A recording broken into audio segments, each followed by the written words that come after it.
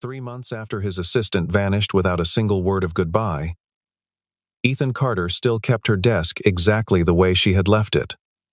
Her pen sat capped beside an untouched notepad.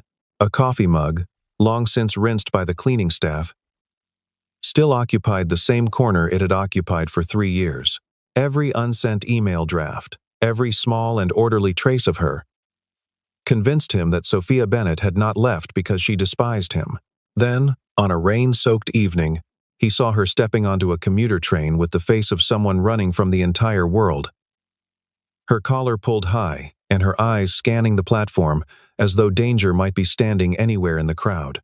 Ethan followed her, leaving his own car abandoned at the curb with its hazard lights blinking uselessly into the storm. What he found at the final stop was not a woman who had betrayed him. It was a truth that would break the heart of a man who had already lost everything once before. Ethan Carter was 38 years old, and by every outward measure, he had built a life that other men envied.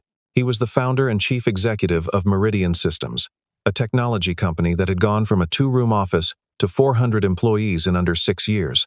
He drove a car he rarely had time to enjoy, lived in a house too large for one person, and had not taken a vacation since his divorce was finalized. Ethan was also, in the quiet architecture of his private life, a single father. His daughter spent most of her time with her mother in another state, and the arrangement was one Ethan had made peace with the way a person makes peace with a chronic ache, not by healing it, but by learning to carry it without flinching. Work had become the only place where Ethan felt fully in control. Everywhere else, control had already failed him once, and he did not intend to let it fail him again. Sophia Bennett had walked into that controlled world 3 years earlier as his executive assistant, and within a month, she had become indispensable in a way that unsettled even Ethan. She was 32, quietly brilliant, and possessed a kind of stillness that made chaos organize itself around her. She never arrived late. She never made an error large enough to matter. She remembered which board members preferred tea over coffee, which investors needed to be flattered, and which needed to be challenged. And she could read the tension in Ethan's shoulders before he had said a single, frustrated word. Colleagues joked that Sophia was the true engine of Meridian Systems, and more than one executive privately predicted that within a few years, she would be sitting in the chief operating officer's chair. Ethan did not disagree. He had, in fact, already begun drafting the promotion in his head, though he had told no one, not even Sophia herself. Then, on an unremarkable Monday morning, everything stopped. There was no meeting. There was no conversation. There was only a single email, sent at 6:14 a.m., before the building had even opened its doors. "I'm resigning. I'm sorry." 9 words. No explanation. No 2 weeks' notice. No forwarding information. Ethan read the message 4 times before he accepted that it was real. And even then, some part of him refused to believe it. He tried her phone. It rang once, and then disconnected. The number no longer in service. He asked the head of human resources, a steady, no-nonsense man named Nathan Hale, to look into it quietly, assuming there had been some kind of family emergency, some crisis that had forced her hand. Nathan came back 2 days later with a face that told Ethan everything before he opened his mouth. Sophia's apartment lease had been terminated. Her landlord said she had given only a week's notice and left the unit in pristine condition, as if she had planned the departure for a long time. Her old phone number belonged to someone else within 72 hours. She had closed her direct deposit account and requested her final paycheck be mailed to a post office box that, when Nathan tried to trace it, led nowhere useful. It was not the behavior of someone fleeing a bad job. It was the behavior of someone erasing themselves. For the first time since his divorce, Ethan Carter lost his composure in front of his staff. He canceled 2 board calls. He sat in his office with the door closed for the better part of an afternoon, staring at nothing.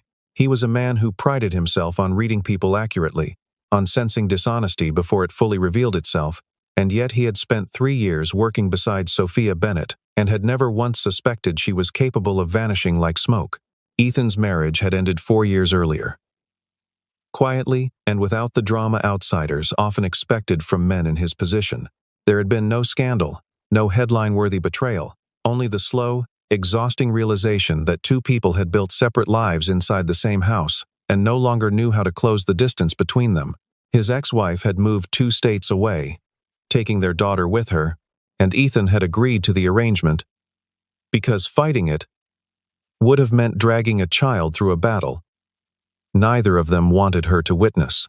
He saw his daughter every other holiday and spoke to her most evenings by phone, brief conversations about school and small daily victories that Ethan treasured more than he ever admitted aloud.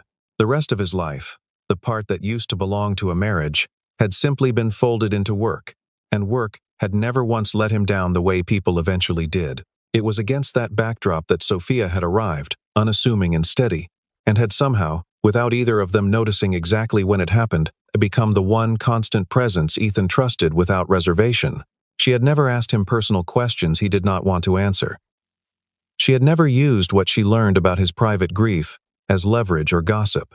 She simply showed up, every day, competent and calm, and over 3 years, that quiet reliability had become something Ethan depended on more than he ever consciously acknowledged, until the morning it disappeared. By the time 3 months had passed, Meridian Systems had hired a replacement assistant, a capable young woman named Emily Foster, who did her job well and asked no questions about the desk in the corner that no one was allowed to touch. Sophia's belongings had been quietly packed into a single cardboard box and placed in a storage closet, per company policy, in case she ever returned to collect them. She never did. Ethan told himself he had moved on. He told himself the ache in his chest whenever he passed her old desk was simply irritation at losing a good employee. He told himself a great many things during those 3 months, and none of them were true.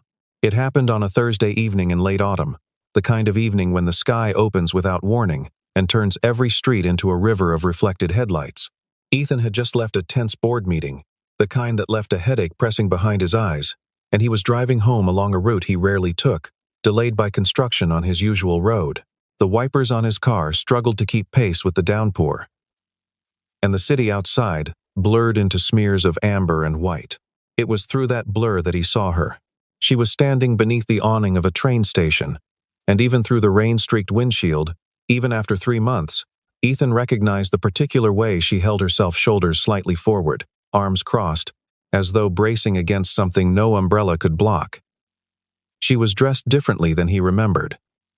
Gone were the tailored blazers and the careful, understated elegance she had always worn to the office.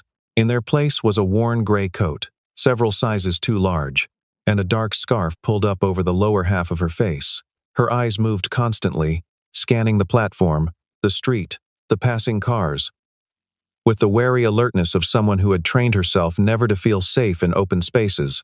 Ethan's hands went still on the wheel. He watched her board the train just as the doors began to close, and something in him, something that had nothing to do with logic and everything to do with 3 months of unanswered questions, made the decision before his mind had fully caught up. He pulled the car to the curb, left it badly parked with the hazard lights blinking uselessly in the storm, and ran. He caught the next train by seconds, stepping into a different car so she would not see him, and for the better part of 40 minutes, Ethan Carter, a man who commanded boardrooms and negotiated multi-million-dollar contracts without breaking a sweat, sat with his heart hammering against his ribs like a nervous teenager, watching the reflection of a woman he used to know in the dark train window. He wanted, more than anything, to walk down the aisle and ask her one single question. Why? But something about the way she sat, the way her hand occasionally pressed against her own forearm, as though checking that a bruise beneath her sleeve was still tender, the way she flinched slightly when the train jolted, told him this was not a conversation to force in a crowded car full of strangers. Several times during the ride, Ethan nearly abandoned the entire plan. He caught himself rehearsing what he would say if she turned and saw him. How he would explain sitting 3 rows behind her on a train that made no logical sense for a man who lived on the opposite side of the city. He thought about the board meeting he had just left, about the version of himself who spent his days making calm, calculated decisions worth millions of dollars, and how absurd it was that this same man was now hunched in a train seat, heart-pounding, terrified of being noticed by his own former assistant. But every time the doubt rose high enough to make him consider leaving at the next stop, he looked again at the tense line of her shoulders, at the way her eyes kept darting toward the doors each time they opened, and the doubt lost its argument all over again. Sophia exited at the final stop, a station on the far edge of the city that Ethan had never had reason to visit. He followed at a careful distance as she walked nearly 2 miles through streets that grew progressively narrower and dimmer, past shuttered shops and buildings with peeling paint, until she reached a modest apartment complex that had clearly seen better decades. She climbed the exterior stairs to the second floor, unlocked a door with a key she wore on a cord around her neck, and disappeared inside without ever glancing back. Ethan stood at the bottom of the stairwell for a long time, rain running down the collar of his coat, staring up at the single-lit window on the second floor. The woman who used to run his entire professional life, who had once negotiated a contract renewal in 4 languages without breaking eye contact, was living in a building that looked as though it might not survive the next strong wind. It made no sense. Sophia had been paid well. She had savings. She had, as far as Ethan knew, no debts, no family obligations that would explain such a drastic change in circumstance. He walked back to the train station in the rain, and for the first time in 3 months, Ethan Carter felt something other than anger. He felt afraid for her. Ethan returned the following day, and the day after that, telling himself each time that it would be the last. He was not proud of what he was doing. He understood, on some rational level, that a man of his position, watching a former employee's apartment from across the street, bordered on something he would never have tolerated from anyone else in his life. But rational thought had stopped governing his behavior the moment he saw Sophia's frightened eyes beneath that station awning. What he observed over those days painted a portrait of a woman living with severe, deliberate restraint. Sophia left her apartment each morning at precisely the same time, and walked, never drove, to a modest office 2 neighborhoods over clearly, a job far beneath what her skills warranted. She returned home in the evening, sometimes stopping at a small grocery store to buy exactly what appeared to be a single day's worth of food. She never met anyone for a meal. She never accepted a phone call in public. She wore no makeup, no jewelry, nothing that might draw a second glance. It was as if she had constructed a life specifically designed to be invisible, and twice during that week, Ethan watched her walk instead toward the regional medical center downtown, entering through a side door reserved for outpatient services, staying for roughly 2 hours each time, before returning home looking pale and unsteady on her feet. A hospital, regularly, quietly, without anyone accompanying her. The fear that had been building in Ethan's chest sharpened into something closer to dread. He thought of every possibility his mind could construct: illness, addiction, an abusive relationship she was hiding from, debt collectors, something criminal she had gotten tangled in. None of the theories fit the Sophia he had known, and yet none of them could be ruled out. Because the Sophia he had known apparently no longer existed. In her place was a stranger, wearing a familiar face, unable to sit with uncertainty any longer. Ethan hired a private investigator, a retired detective named James Whitfield, who came recommended by Meridian's legal counsel for his discretion. Ethan gave Whitfield everything he knew and asked him to find out what Sophia was hiding. The report that came back a week later only deepened the mystery. Sophia Bennett had no criminal record. Not so much as a parking violation. She had no debts beyond a modest remainder on a student loan, which she paid consistently and on time. There was no boyfriend, no husband, no evidence of romantic involvement of any kind. She had not legally changed her name. Her bank statements, which Whitfield had obtained through channels Ethan chose not to ask about, showed no unusual withdrawals, no blackmail payments, no gambling losses. The only irregularity, the only thread that did not fit the otherwise unremarkable pattern of her life, was a series of recurring appointments at the same hospital, always in the same department. Whitfield, a heavy-set man in his 60s, with the patience of someone who had spent 30 years waiting for people to slip up and reveal themselves, warned Ethan early on that the investigation was unusual. Most cases like this, he explained over coffee in Ethan's office, there's a debt, a man, or a crime. This woman has none of the 3. That either means she's better at hiding something than anyone I've dealt with in a long time, or she's not hiding a crime at all. She's hiding a sacrifice. Ethan had not understood what Whitfield meant at the time, and the investigator had refused to speculate further without more evidence, insisting he did not deal in guesses. He kept digging instead, quietly cross-referencing hospital parking records, insurance claim filings that Sophia's new, modest employer had inadvertently made public through an outdated benefits portal and public health department bulletins about ongoing research studies at the regional medical center.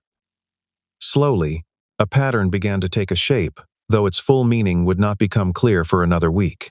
When Whitfield called the hospital directly to inquire, citing Sophia as a reference for an insurance matter, the woman on the other end of the line stopped him cold. "I'm sorry, sir.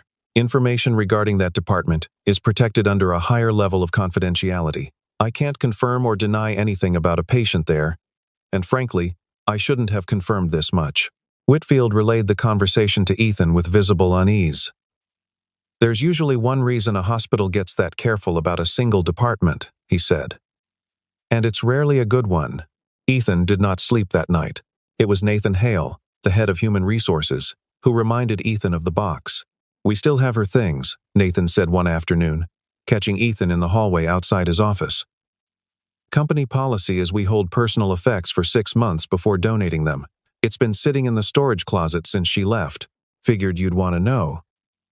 Given he hesitated, clearly unsure how much he was allowed to acknowledge about his employer's unusual preoccupation with a former assistant. Given everything, Ethan had forgotten entirely about the box. He asked Nathan to bring it to his office that evening, after the rest of the staff had gone home, and he sat alone at his desk for a long while before he allowed himself to open it. Inside were the unremarkable remnants of a life lived carefully and without excess.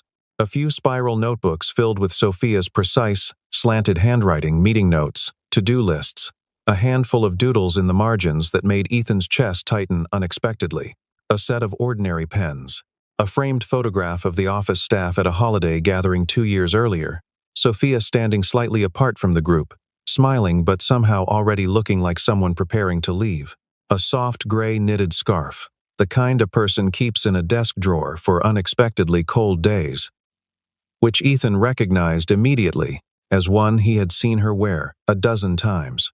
At the very bottom of the box, beneath everything else, was a plain white envelope. It had no name written on it, no address, nothing to indicate who it was meant for or whether it had ever been intended to be sent at all. Ethan opened it with hands that were not entirely steady. Inside was a letter, handwritten in Sophia's familiar script, though the ink pressed harder into the paper than usual, as if the words had cost her something physical to write. "I'm sorry. I know this isn't fair to you, and I know you deserve an explanation. But I don't have the courage to give you one in person. Because if I look at your face while I say it, I won't be able to go through with what I need to do. Please believe that none of this is because of anything you did. It was never about you not being enough. If anything, it's the opposite. You were—" The letter stopped there, mid-sentence. The bottom half of the page had been torn away, cleanly, deliberately, as if Sophia had thought better of finishing the thought and had removed the evidence before she could change her mind again. Ethan sat with that torn page for a long time. For 3 months he had assumed, in the deepest and most defended part of himself, that Sophia had left because something about him had finally proven to be too much, too demanding, too broken by his own past to be worth staying for. It was the story he had told himself, because it was the story that required nothing further of him. No chase, no hope, no risk of being hurt a second time. But the letter told a different story. Sophia had not left because she stopped caring. She had left while still caring, deliberately, at what had clearly been enormous cost to herself. Something had made her choose to disappear rather than stay and be loved. And Ethan intended to find out what. He sat with the torn letter and the soft gray scarf laid out on his desk long after the office building had emptied around him. The cleaning staff moving quietly through the halls outside his closed door. He picked up the scarf and turned it over in his hands, remembering a particular winter afternoon when Sophia had draped it over the back of her chair and he had teased her, gently, about always being cold no matter the season. She had laughed and told him some people simply ran colder than others, and he had not thought about the remark again until this very moment, wondering now whether that persistent chill had been an early symptom of something neither of them yet understood. It struck him, with a discomfort he did not entirely enjoy sitting with, how many small details about a person could exist in plain sight for years without ever being properly seen. He waited for her outside the modest office building where she now worked, standing beneath a bare tree as the last of the daylight faded from the sky. When Sophia stepped through the door and saw him standing there, her expression moved through three distinct emotions in the span of a single second: surprise, something that looked achingly like relief, and then, immediately following it, fear. Ethan. His name came out of her as barely more than breath. "You shouldn't be here. I've been looking for you for 3 months, Sophia. I think I've earned the right to be somewhere." She glanced past him, up and down the darkening street. The same wary scan he had watched her perform a dozen times over the past week, though he had never let her catch him watching before now. "Please," she said quietly. "Just forget you saw me. Forget any of this happened. I can't do that." Ethan kept his voice level, though everything in him wanted to close the distance between them. "Tell me why you left. That's all I'm asking. One real answer." Sophia's jaw tightened, the same expression he remembered from tense negotiations, the look she wore when she was holding something back by sheer force of will. "It doesn't matter why. It matters to me. Did someone force you to leave? Is someone threatening you?" The words came out of him faster than he intended, 3 months of unanswered fear finally finding an outlet. "Is it money? Whatever it is, Sophia, I can fix it. I have resources you can't even imagine. Just tell me what's wrong." "It's not about money. Then what?" "Is it?" He hesitated, hating the question even as he asked it. "Is it because of me? Did I do something?" For a long moment, Sophia said nothing at all. The silence stretched between them, filled only by the distant hum of traffic and the rustle of the bare branches overhead. "The more you know," she finally said, her voice barely above a whisper, "the more it's going to hurt you. And I've already caused you enough pain. Please, Ethan. Let me go." "Sophia, wait."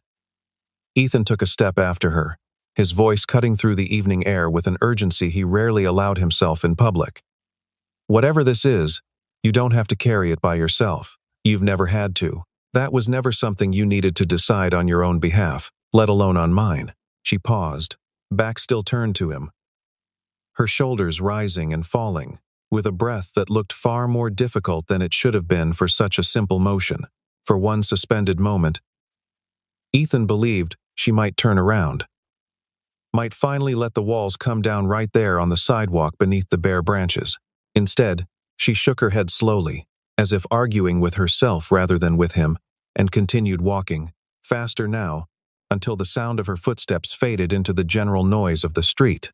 She turned and began to walk away. Quickly.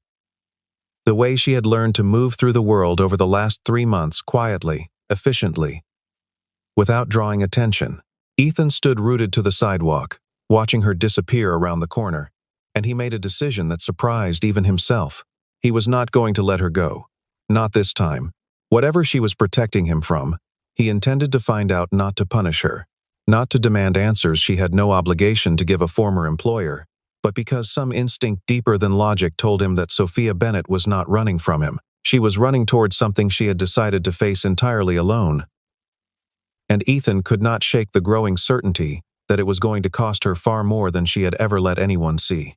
Ethan returned to his quiet surveillance with renewed purpose, though it no longer felt like suspicion driving him. It felt like fear for someone he could not bear to lose twice.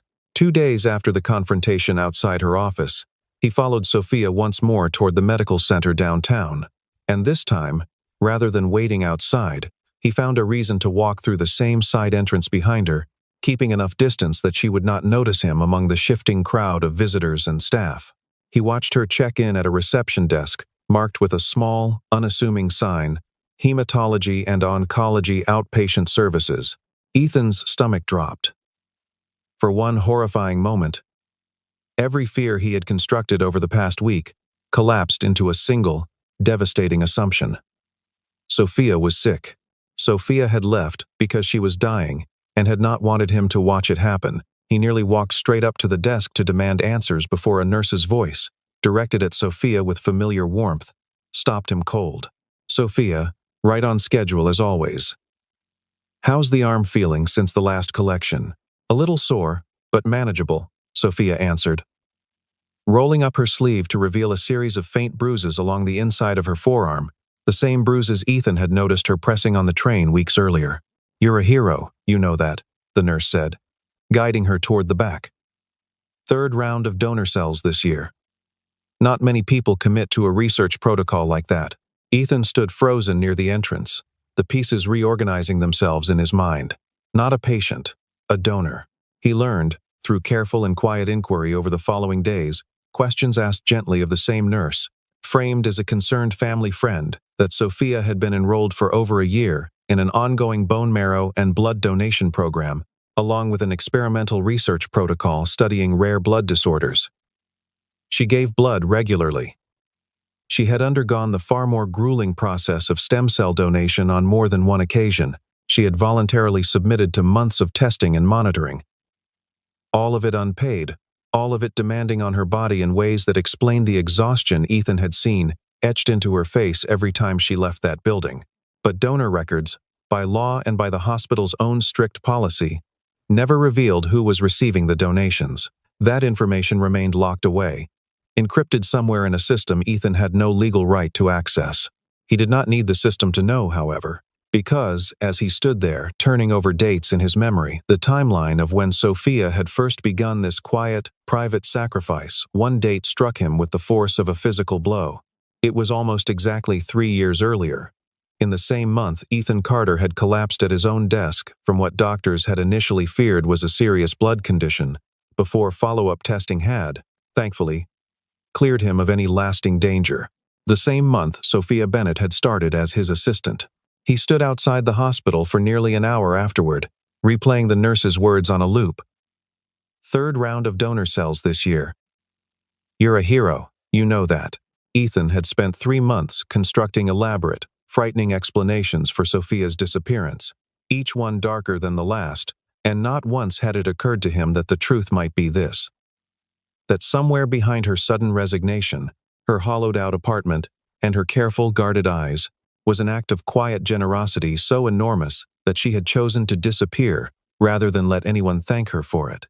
He thought of every meeting they had sat through together over the past year, every late night preparing for an investor call, every ordinary Tuesday when she had shown up exhausted and simply told him she hadn't slept well, and he understood now that some of those mornings had followed nights spent in a hospital chair with a needle in her arm, giving pieces of herself away in complete silence. The realization arrived less like understanding and more like grief, sharp and disorienting.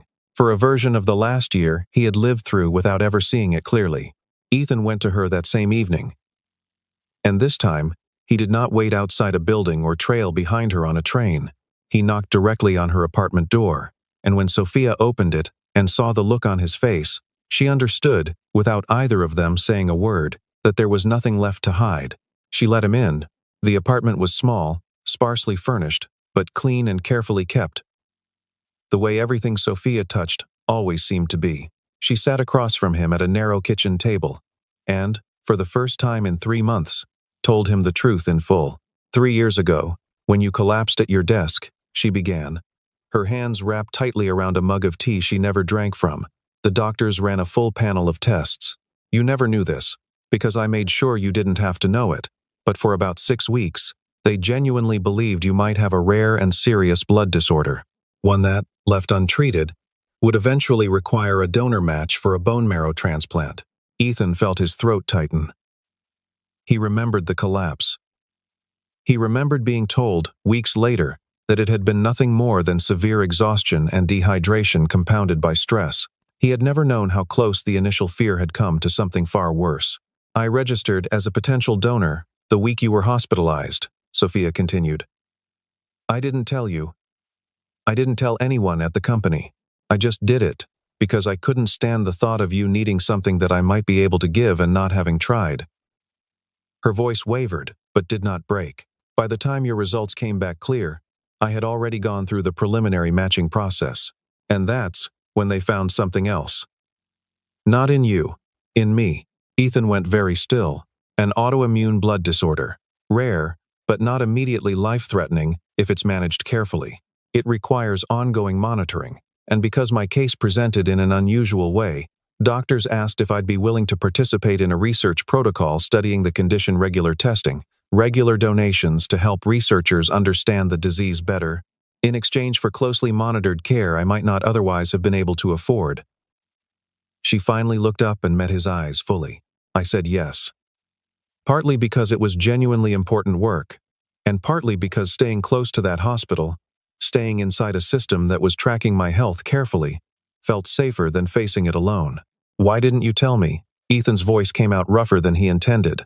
3 years, Sophia. 3 years, you worked beside me every single day, and you never said a word. Because I know you, she said simply. I know exactly what you would have done. You would have moved mountains. You would have dropped everything at Meridian, hired every specialist in the country, turned your entire life upside down to manage my care the way you manage everything, completely, relentlessly, at whatever cost to yourself. And Ethan, I couldn't let you do that. Not after everything you'd already survived. You'd already lost so much of your life to circumstances outside your control. I wasn't going to become one more thing that broke you. So instead, you decided to break yourself, alone, without telling anyone. I decided I would manage it quietly, for as long as I could, and if it ever got worse, I would leave before you had the chance to find out and feel obligated to sacrifice everything for me. Her voice finally cracked on the last words. That's what the letter was going to say. That's the part I tore off, because I couldn't finish it without falling apart completely. There's something else, Sophia added after a long pause, her voice steadier now that the hardest part had already been spoken aloud. The condition isn't something that simply resolves. It's manageable, especially with the kind of care I've been receiving through the research program. But it requires vigilance for the rest of my life. Flare-ups, fatigue, the possibility of it worsening without warning. I watched what losing control of his own life did to my father when I was young. He was diagnosed with a different illness, one that eventually took nearly everything from our family, his savings, his marriage, his sense of who he was outside of being sick. I made a promise to myself a long time ago that I would never let an illness turn me into someone's burden the way I watched him become one, even though it was never his fault, and even though no one in our family ever should have made him feel that way. She wrapped both hands around the now cold mug of tea, as though it still offered some measure of comfort. So when I found out, I told myself the only responsible thing to do was handle it alone, quietly, without letting it touch anyone else's life. I thought I was being strong. I think, now, I was actually being afraid. Afraid of becoming someone people loved out of obligation, instead of choice. Ethan absorbed this new layer of the story slowly, understanding for the first time not just what Sophia had done, but why she had believed, so completely, that disappearing was an act of love rather than abandonment.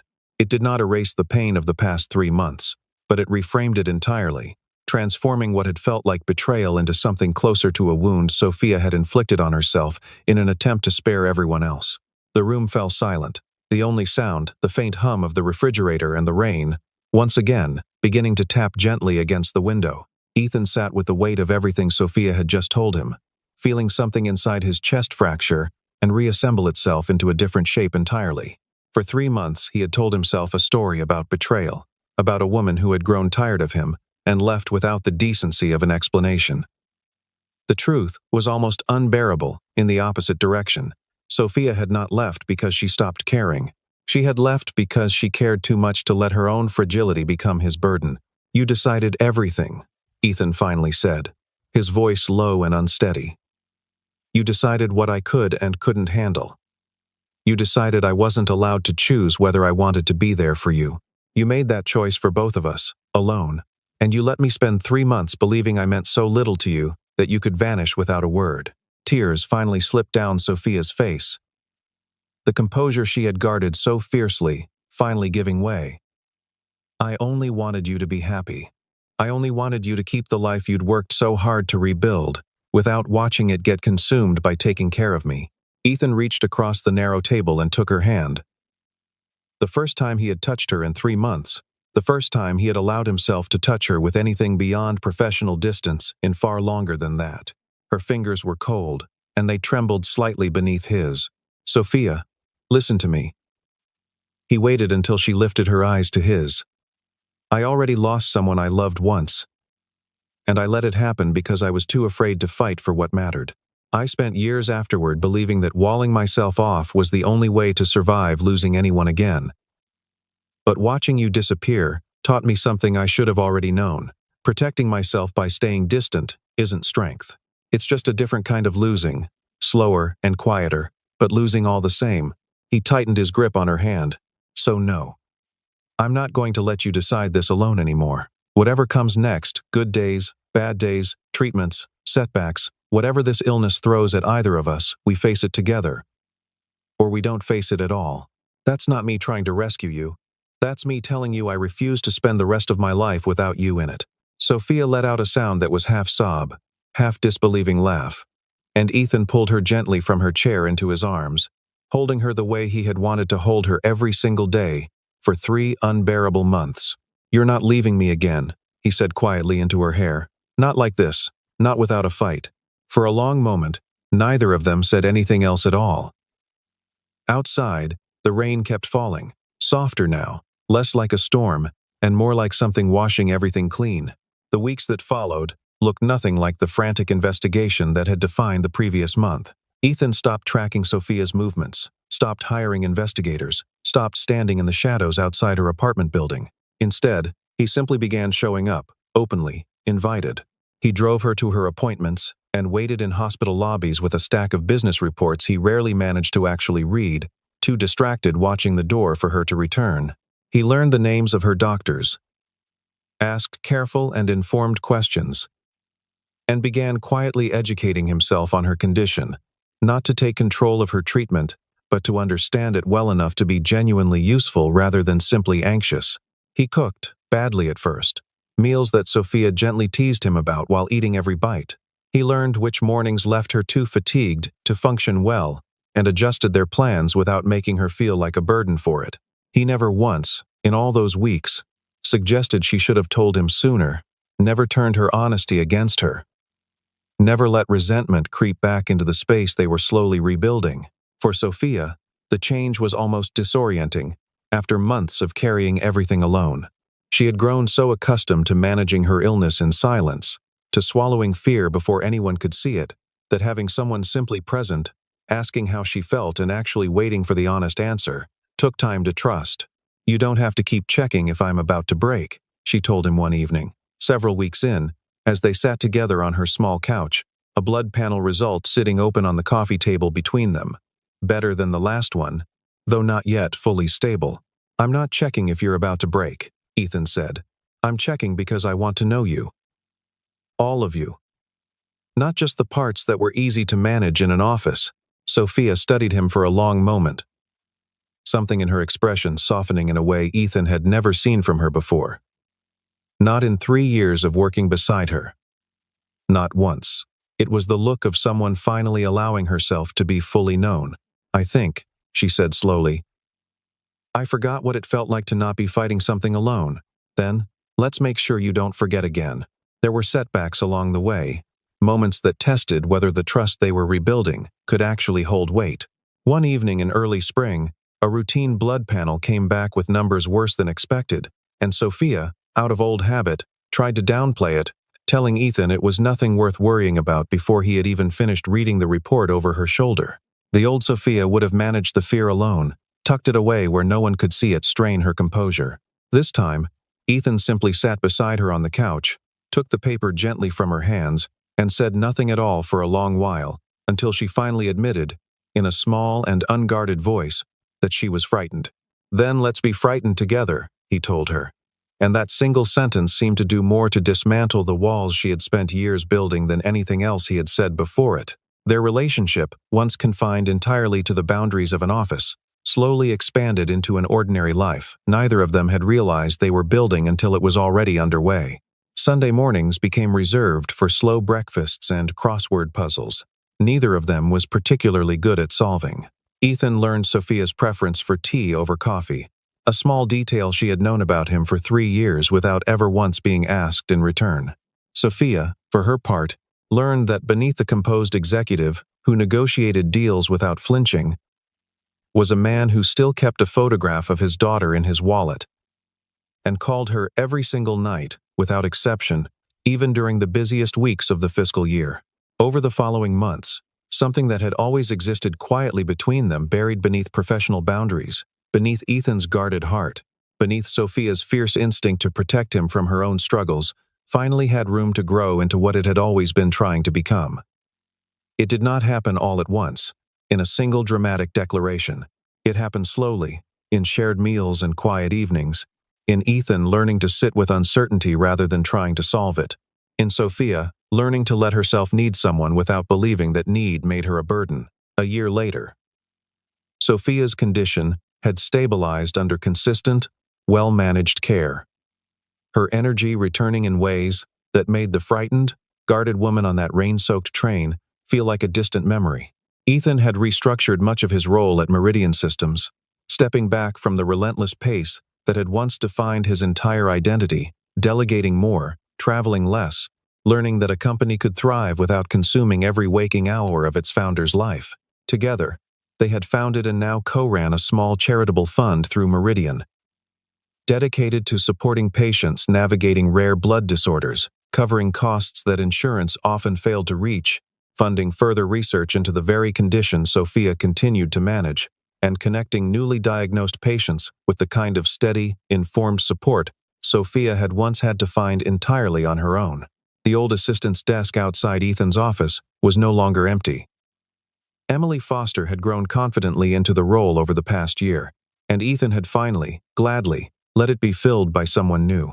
Sophia had not returned to that desk. She did not need to. She now held the title of executive director of the very foundation she had helped build. A role that fit her not as a fallback, but as the fullest expression of who she had always been, someone who quietly, fiercely, gave everything she had to protect the people she loved.